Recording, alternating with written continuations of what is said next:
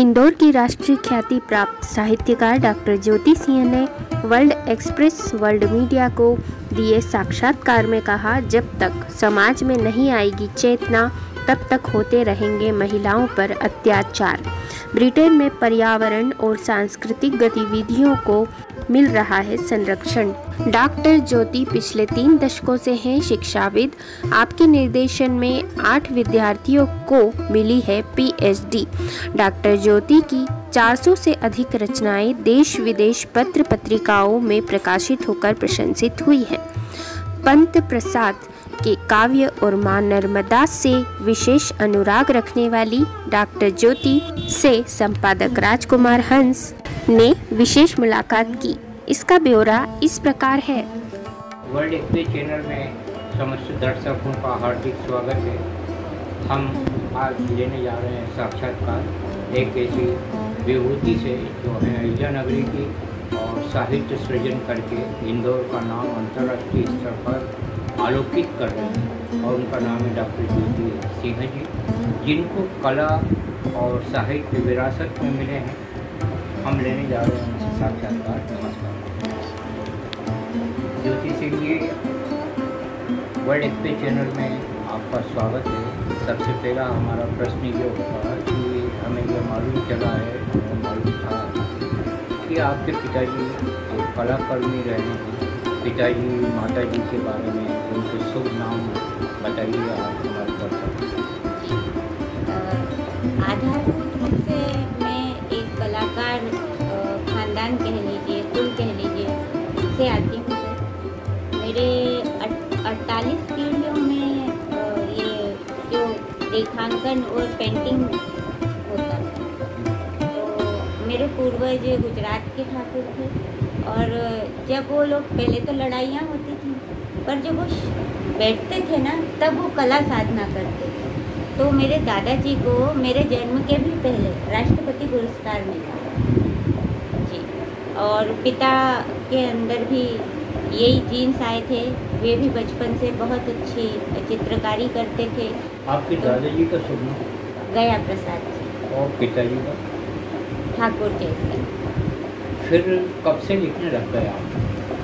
Sir वैसे तो मुझे साहित्य में रुचि पहले से ही थी, विशेषकर हिंदी भाषा पढ़ती थी तो बहुत अच्छा लगता था बचपन से ही, दूसरी तीसरी से। पर 10वीं में मेरी एक शिक्षिका थी, उनको देख के मुझे लगा कि ये जो हिंदी भाषा इतनी अच्छी पढ़ाती हैं, इस हिंदी भाषा में ज़रूर कोई बात है। तब से मैं थोड़ा बहुत तो लिखने लगी थी। एमए में आके मैंने कविताएं लिखना शुरू कर दी। कितने सब्जेक्ट में एमए किया आपने? सर मैंने 4 विषयों में एमए की उपाधि ली है। हिंदी साहित्य, अंग्रेजी साहित्य और जर्नलिज्म और संस्कृत साहित्य। साथ में अभी पिछले साल मैंने बीपीए किया है, बैचलर ऑफ प्रोफेशनल आर्ट्स, जिसमें मेरे को 80% मार्क्स भी आए हैं।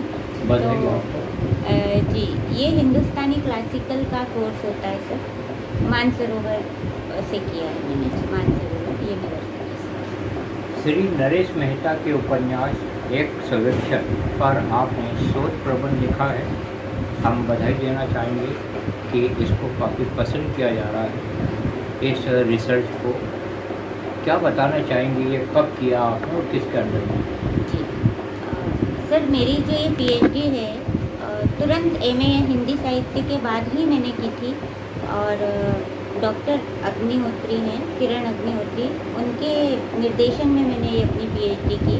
उस समय नरेश मेहता जी भी थे, और सन 87 में मैंने अपना रजिस्ट्रेशन कराया था, और 92 में ये पीएचडी मुझे अवार्ड हुई थी।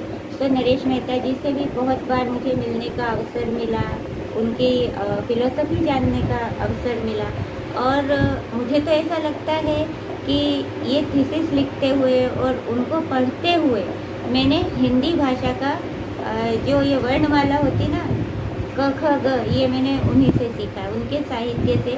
उनकी भाषा की शुद्धता और उनका जो एक वैष्णवी संस्कार है उनकी भाषा का, उसने मुझे बहुत प्रभावित किया। अपने दर्शकों को हम बता रहे हैं बड़े गर्व के साथ कि भारत की प्रतिभाशाली हिंदी कवित्रियाँ उसमें ज्योति सिंह जी और इस काव्य संग्रह में सम्मिलित किया गया है। ये अहिल्या नगरी के लिए बहुत गौरव की बात है। हम ये संग्रह के दर्शन आपको करवा रहे हैं। एक प्रश्न हमारा यह है कि आप किन, जैसे महादेवी वर्मा, जयशंकर प्रसाद जी, राष्ट्रकवि दिनकर, कवि नीरज, प्रदीप जी, तो किनको पसंद करते हैं आप इन कवियों में? सर, ये तो इतने बड़े संप्रदायों के नाम हैं कि इनको पढ़ना ही ऐसा लगता है जैसे हम हमारा धार्मिक ग्रंथ पढ़ रहे हैं। प्रसाद जी और पंत जी मुझे ज़्यादा प्रभावित करते हैं। उनके प्रकृति से जो जुड़ाव है तो उसने मुझे भी थोड़ा प्रकृति प्रेम करने की तरफ प्रेरित किया। इसलिए आप एक अच्छे साहित्यकार हैं। आपसे एक प्रश्न यह है कि हिंदी काव्य मंचों पर कविता का पतन हो गया, कविता चुटकुलों की ओर दौड़ चली और कवि सम्मेलन खत्म हो गया, विचार की प्रधानता बहुत कम रही, तो इस बारे में आपका कवियों को क्या कहना है? सर, मुझे लगता है कि कविता को हम लोगों की रुचि ने, जनता की रुचि ने और पाठक की रुचि ने इस स्तर तक लेकर आए। ये हम जो देखना चाहते हैं वही तो हमें फिल्में और कवि और रचनाकार प्रस्तुत करता है। ये बात अलग है कि एक रचनाकार का वर्ग अलग होता है जो गंभीर होता है और पूरा साहित्य, पूरा समाज और उस गंभीरता पर ही टिका होता है, तो वो एक अलग विशेष वर्ग होता है।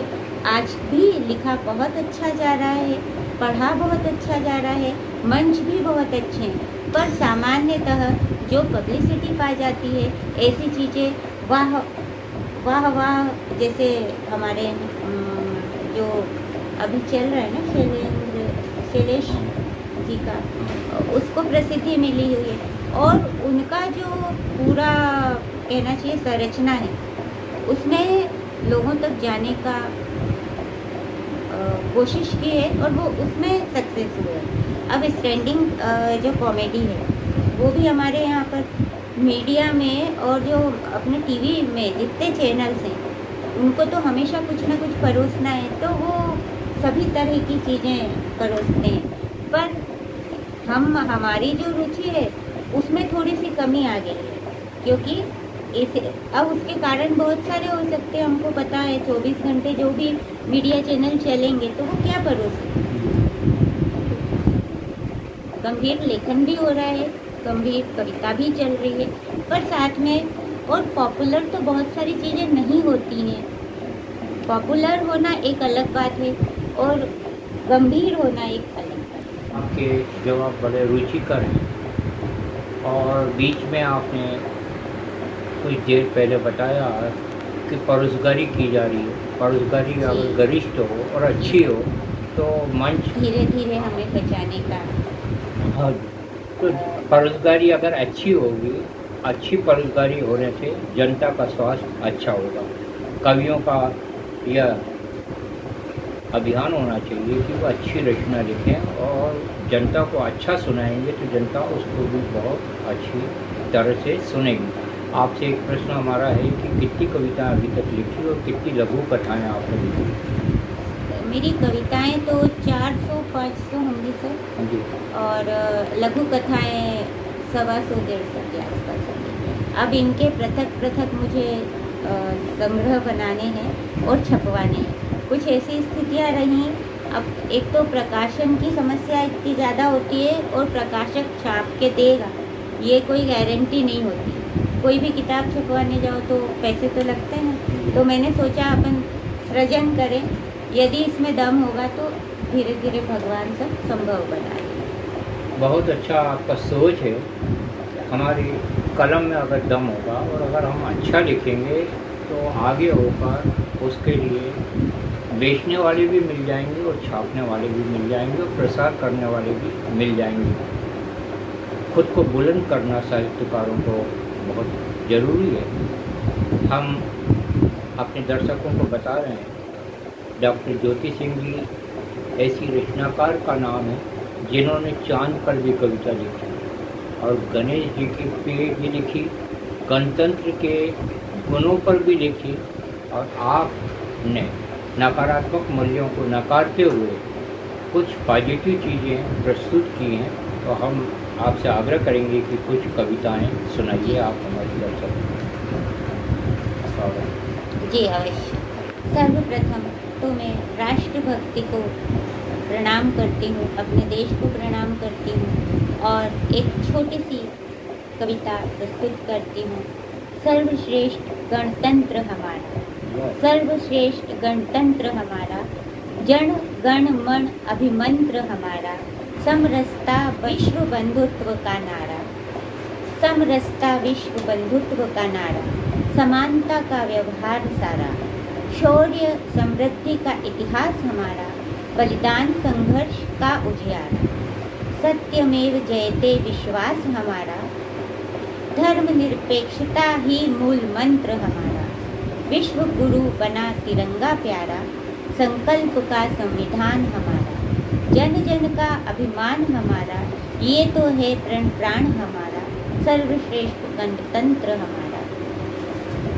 अब प्रकृति पर एक कविता। चांद हमेशा हमारे लिए उत्सुकता का विषय रहा है। अभी अभी चंद्रयान 3 भी कुछ अपनी और हमारी उत्सुकताओं को प्रश्न के उत्तर देने के लिए ही वहाँ पर पहुँचा है।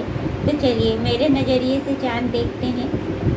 चांद, कभी दुआ कभी दवा चांद, कभी दुआ कभी दवा चांद, आसमान पे चढ़ता बढ़ता चांद, दिल की थाहों में उतरता चांद, कला कला बढ़ता घटता चांद, नदी की लहरों पे तिरता चांद, बादलों की भीड़ में भटका चांद, पीपल की फुनगी पर अटका चांद, मन के तारों में लटकता चांद, सूनी रातों में खटकता चांद, कभी बचपन का मामा चांद, करता कैसे कैसे हंगामा चांद, सौंदर्य उपमाओं में छाया चांद, बिंदिया में मुस्काया चांद, तारों बीच चमकता चांद, गौरी के गालों में दमकता चांद, सुहाग टीके का सुहाना चांद, ईद की खुशियों का बहाना चांद, ईद की खुशियों का बहाना चांद, विरह की रजनी का चीठा चांद, विरह की रजनी का चीठा चांद, सपनों में कैसे कैसे आता चांद, गरीब की रोटी कभी बन जाता चांद, कभी बन जाता गर्म तवा चांद, कभी दुआ कभी दवा चांद, कभी दुआ कभी दवा चांद। बहुत बढ़िया। मेरा जो ननिहाल था सर, वो इटारसी में होशंगाबाद। तो कुछ समय मैं नानी के पास भी रही। मेरे नानी को बहुत ज़्यादा लाड़ था, तो वो छोटे बच्चों को रख लेते ना जैसे, तो 2-4 साल में वहाँ पर रही हुई हूँ। और इटारसी से होशंगाबाद 35 किलोमीटर है। और मेरी नानी हर 8 दिन में 15 दिन में, ये अमावस आ गई, ये पूर्णिमा आ गई, तो नर्मदा नहाने जाती थी। तो मुझे याद है कि वो छोटे बच्चे जो रेत पर चलते ना, दौड़ते हुए जाते, तो शायद मैंने चलना ही वहीं सीखा होगा। और नर्मदा से मेरा बहुत अनुराग है। उन पर मैंने शोधालेख भी लिखे हैं। उसी की एक कविता मैं आपको सुनाती हूँ। प्रकृति में जब हम मानवीय क्रियाकलापों को देखते हैं तो उसको मानवीकरण अलंकार कहा जाता है। यही मेरी कविता है, मेरी व्यथा। इसमें नर्मदा जी स्वयं बोल रही हैं कि उनकी व्यथा क्या है। वह बूढ़ी माई दोनों बाहें पकड़े उसके बेटे और बहुराई, धीरे धीरे उतरती सीढ़ियाँ आई, डगमग पाँवों से मेरे अंतर में जल तल में चौंक पड़ी अपने में, उत्पन्न वलय चक्रों से मैं चिरयोगना, मैं चिरयोगना कुमारी शांकरी। मुझे नर्मदा, कर्मदा, शुभदा, शारदा, मोक्षदा जान मान रही मनौतियाँ, प्रक्षालन कर अपने तनमन प्राणों का, प्रक्षालन कर अपने तनमन प्राणों का, अपने मोक्ष पथ को पुष्ट करती वह बूढ़ी माई, नेहरी दोहरी कराहती, ले कपकपी उसने डुबकी डाली। मुझ में यक्ष प्रश्नों के वर्तुल, मैं शिवसुता किसे पुकारूं भाई, मैं शिवसुता किसे पुकारूं भाई। रक्त बीज से अपनी तादाद बढ़ाते मानव, बांध बांध कब तक अपनी प्यास बुझाओगे। सुनोगे नहीं आज मेरी व्यथा तो, एक दिन मेरे बिन प्यासे ही मर जाओगे। क्या बात, प्यासे ही मर जाओगे। वाह वाह, बहुत बड़ी समस्या आपने उठाई है। इसके लिए आपको विश्व कवि भारती और वर्ल्ड मीडिया की ओर से बधाई। ज्योति सिंह जी बहुत अच्छी लघु कथाएँ भी लिखती हैं। हम आपको आमंत्रित करते हैं लघु कथा के पाठ के लिए। मेरी एक लघु कथा है भगवान की भाषा। भरे मंडप में दुल्हा दुल्हन शादी की रस्म में बंधने जा रहे थे। मेहमानों के पास में बिट्टू और उसकी माँ भी बैठी थी। बिट्टू को कुछ समझ नहीं आ रहा था कि पंडित जी बोल क्या रहे हैं। वो बोल पड़ा, माँ ये शादी में पंडित जी क्या बड़बड़ा रहे हैं। माँ ने चुपचाप बैठने का इशारा किया, पर वह कुछ विचलित था। माँ ने इशारे में कहा, बाहर खेलने जाओ, या आंखों से बरसते हुए माँ ने उसको चुप करा दिया।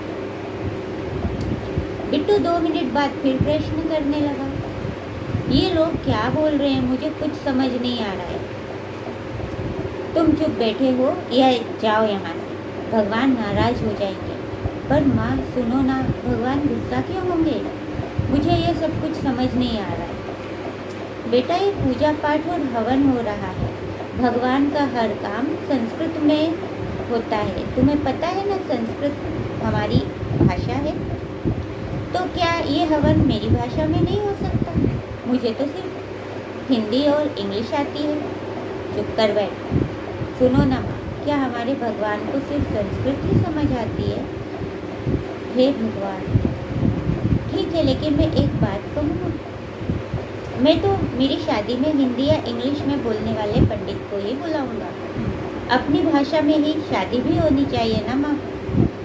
माँ के दिमाग में सनसनी फैल गई। वह अपनी संस्कृति और संस्कृत का अंतिम संस्कार होते देख विचलित हो गई। मेरी दूसरी लघु कथा है आभासी दुनिया। पिछले 2 साल से सौम्या और भावेश लिव इन रिलेशनशिप में रह रहे थे। 6 महीनों की ऑनलाइन दोस्ती को प्यार में बदलता देख सौम्या अपने को बहुत सौभाग्यशाली मान रही थी। भावेश राजगढ़ के पास किसी गांव का रहने वाला था। करीब 3 महीनों के बाद एफबी की दोस्ती को भावेश ने प्यार तक पहुंचाकर ही छोड़ा। आभासी दुनिया का इश्क वास्तव में मिल जाने पर सौम्या तो बलिहारी जा रही थी। भावेश जब भी उससे मिलने शहर आता, अपना सब कुछ उस पर न्यौछावर कर देती। भावेश ने उसे अपने बारे में बताया कि वो शादीशुदा तो है, पर सेपरेट हो गया है, जल्द ही उससे शादी कर लेगा। अभी व्यापार नहीं जमा है, पैसों की भी तंगी है। अचानक एक दिन सुबह उसके दरवाजे की डोरबेल बजी। नींद में उसने दरवाज़ा खोला तो एक दुबली पतली स्त्री अपने 2 बच्चों के साथ खड़ी थी।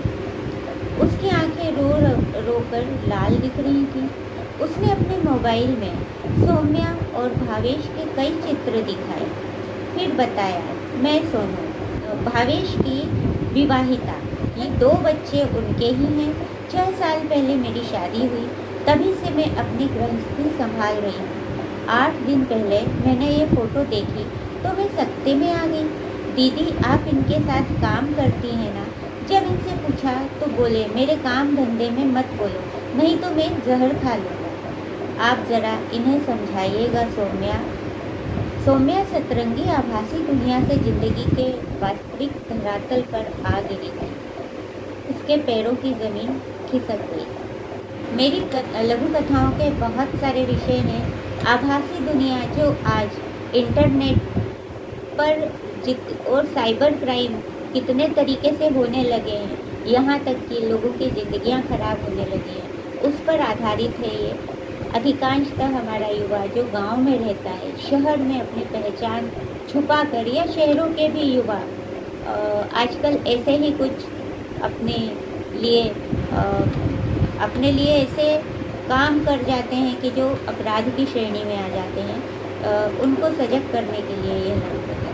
ज्योति जी, आप एक अच्छी प्रबुद्ध साहित्यकार हैं और अध्ययन आपने काफ़ी किया है, काफ़ी लिखा है। भारत में ख़ास तौर पर नारियों पर जो अत्याचार बढ़ते जा रहे हैं, अभी आपने राजस्थान की घटना देखी होगी और सुनी होगी कि एक महिला के साथ में उसके पति ने कितना गंदा व्यवहार किया। तो इस महिलाओं पर जो अत्याचार जारी हैं, इसको रोकने के लिए आपके पास में क्या सुझाव है? देखिए, समाज में जब तक चेतना नहीं आएगी तब तक ये सब तो होता ही रहता है।